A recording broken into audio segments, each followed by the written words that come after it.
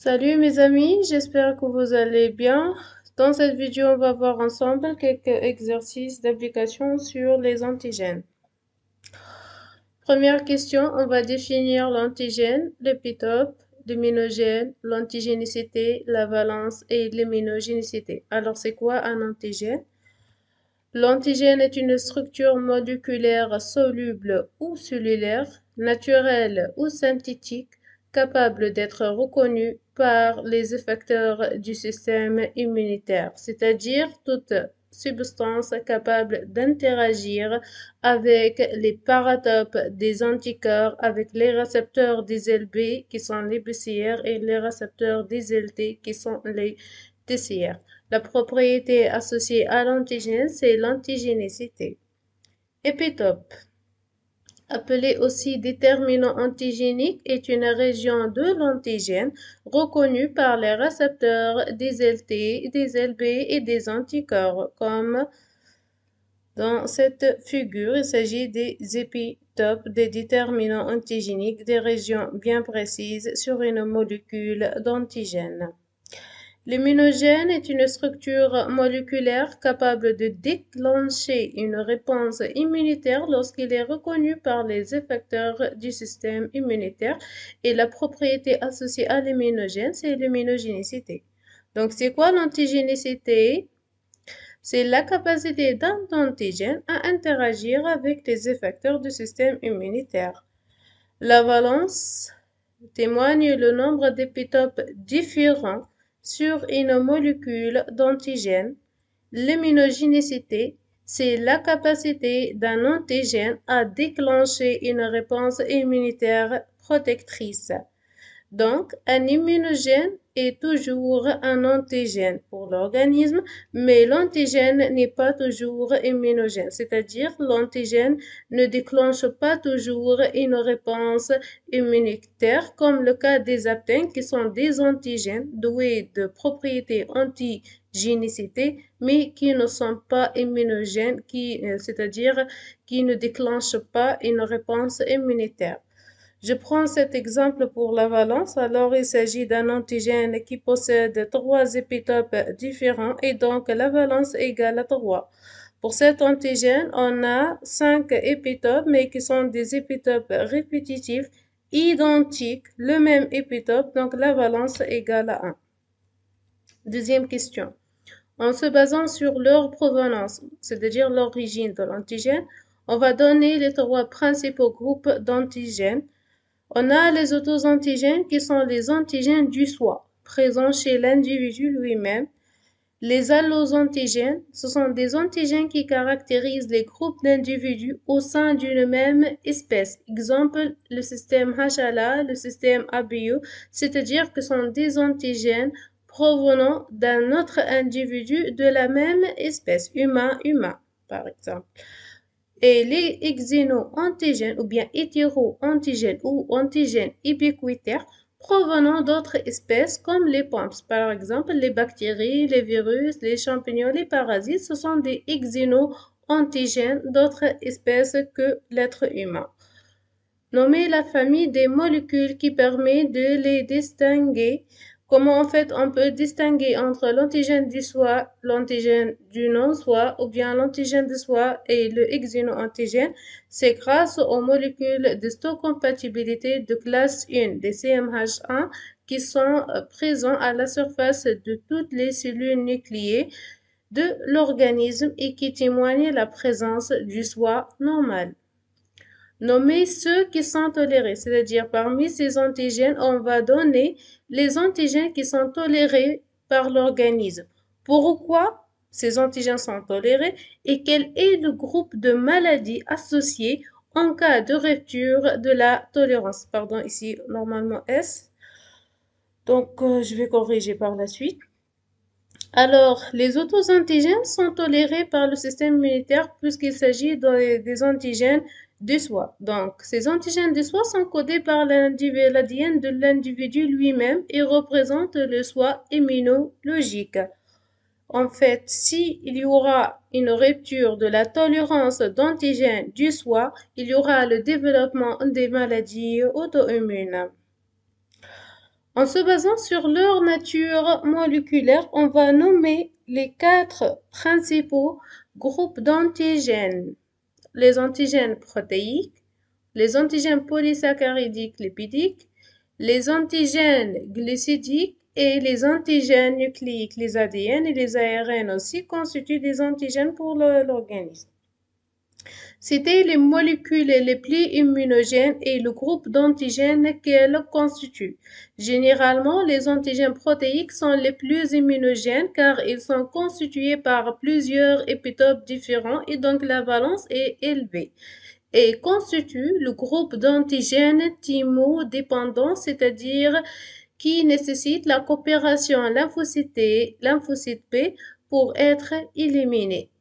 Nommez l'organe lymphoïde et les cellules lymphoïdes dont il dépend ce groupe d'antigènes pour induire une réponse immunitaire immorale. Comme il s'agit d'un antigène thymodépendant, et donc du côté de lymphocytes B qui vont produire les anticorps au cours de la réponse immunitaire immorale, il faut aussi la présence des lymphocytes T qui participent à cette réponse immunitaire via la production des cytokines. On sait que les lymphocytes T helper de type 2 produisent des cytokines qui sont impliquées dans l'activation, la prolifération, la différenciation et la commutation de classe d'immunoglobulines au cours des réponses anticorps. C'est pour cette raison que l'organe lymphoïde ici est le thymus puisqu'il s'agit de lieu de maturation centrale des lymphocytes T.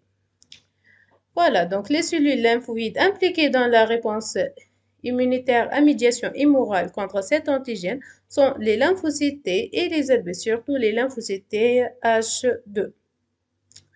Donnez les isotypes d'anticorps qu'induisent de multiples injections de ce groupe d'antigènes, c'est-à-dire suite à de multiples injections de cet antigène thymodépendant, quels sont les anticorps ou bien les classes plutôt d'immunoglobulines qui sont impliquées.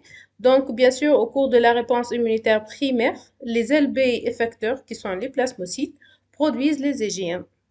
Au cours des réponses immunitaires secondaires, les plasmocytes produisent des IgG ou IgA ou IgE.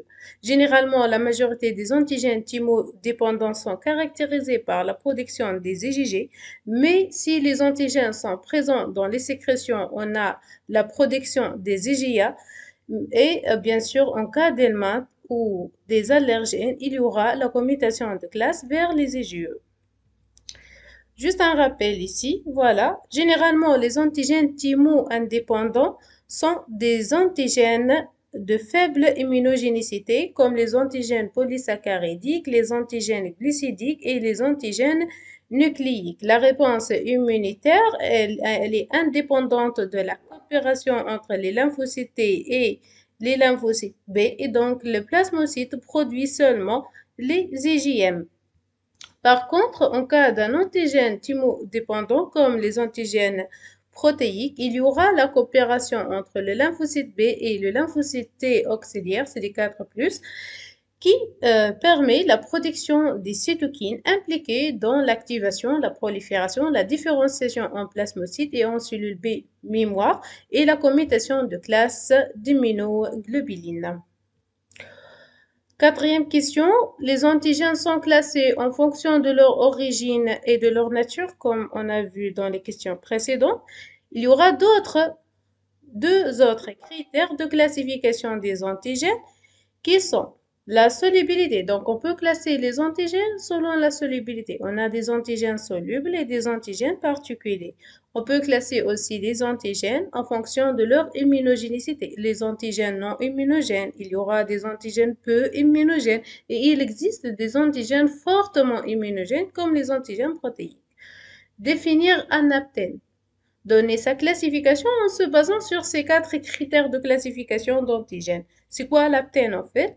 L'aptène, c'est une substance de faible poids moléculaire qui est reconnue par les cellules immunitaires mais sans déclencher une réponse immunitaire. Donc, il s'agit d'un antigène puisqu'il est reconnu par les cellules immunitaires mais sans déclencher une réponse immunitaire. Donc, cet antigène n'est pas immunogène. D'accord? La classification. Selon l'origine, il s'agit d'un xéno-antigène. Généralement, les aptènes sont sont des médicaments. Par exemple, les sulfamides, la pénicilline et les sels de métaux lourds, ce sont des aptènes, d'autres espèces en fait. Selon la nature, généralement, ce sont des antigènes polysaccharidiques. Selon la solubilité, bien sûr, c'est un antigène soluble. Et selon l'immunogénicité, c'est un antigène non immunogène. C'était au moins deux moyens pour rendre les aptènes immunogènes. Donc, on peut rendre les aptènes immunogènes par couplage de l'aptène avec une protéine porteuse ou bien associer l'aptène à un adjuvant. En fait, voilà. L'aptène est un antigène incomplet non immunologique non immunogénique de petite taille qui correspond à un seul épitope. Donc, l'aptène possède généralement un seul épitope. Donc, il s'agit d'un antigène monovalent. La valence égale à 1. L'aptène seul, il n'est pas immunogène, donc pas de réponse immunitaire. Mais l'aptène avec une molécule porteuse ou bien carrière, il sera immunogène et induit donc et déclenche une réponse immunitaire. D'accord?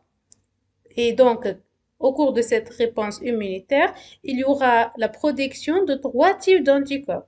Bien sûr, selon la spécificité antigénique, on a des anticorps dirigés contre l'aptène lui-même, on a des anticorps dirigés contre la protéine porteuse et on a des anticorps combinés dirigés contre l'aptène et la protéine porteuse. C'est pour cette raison que l'aptène est antigénique mais pas immunogénique.